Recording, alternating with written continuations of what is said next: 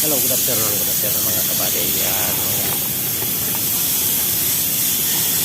So yung nagpo sa mga kabady, kailangan palitan itong yung fuse box mga kabady.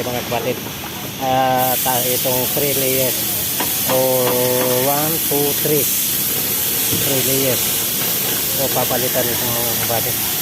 So yan. Ito kailangan na. Kasi papalitan din ito. Bangga tanggal itu lahat yan jadi papalitan itu yung spring papalitan itu tanggalin din yung kumbente ayan recover na yung gas niya mga kabady. Kaya ito palitin ito.